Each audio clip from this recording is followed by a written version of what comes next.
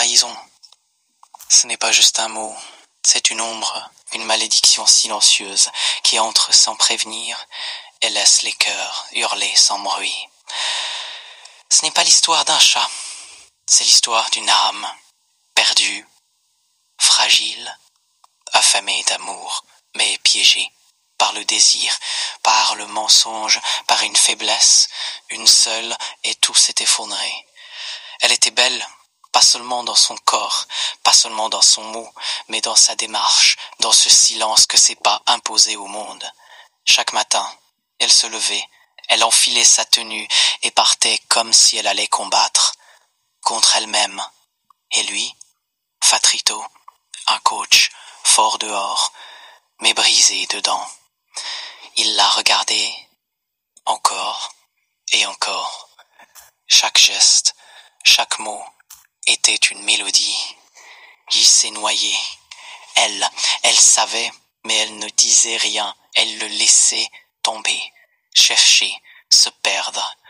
Un jour, il était seul, fatigué, vide, et elle est entrée.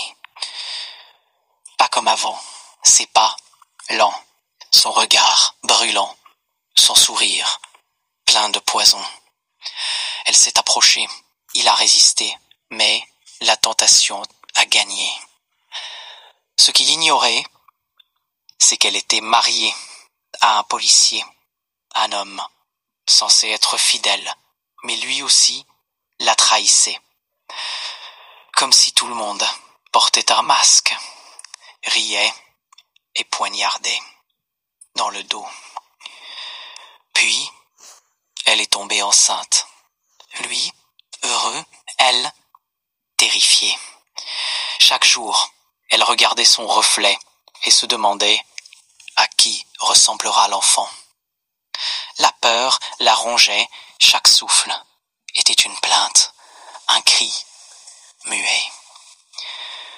Le jour est venu, l'hôpital, la salle d'opération. Son cœur battait, mais pas à cause de la douleur. Quand l'enfant est né, le monde s'est figé. Il ne ressemblait pas au policier. Pas du tout. Ses yeux ont dit la vérité, sans un mot. Le policier a crié, a pleuré, a tout compris. Et elle n'a rien dit, mais ses yeux ont tout raconté. J'ai fauté, mais j'étais seul, perdu, et personne ne m'a entendu. La trahison, ce n'est pas juste un acte, c'est une douleur qui dort avec nous chaque jour. La fidélité, ce n'est pas une faiblesse, c'est une force, une lumière dans le noir. Et la trahison, c'est une fin qu'on écrit avec nos propres mains. Si tu as ressenti ce récit, sache que tu n'es pas seul, vient d'un cœur qui cherche encore la paix.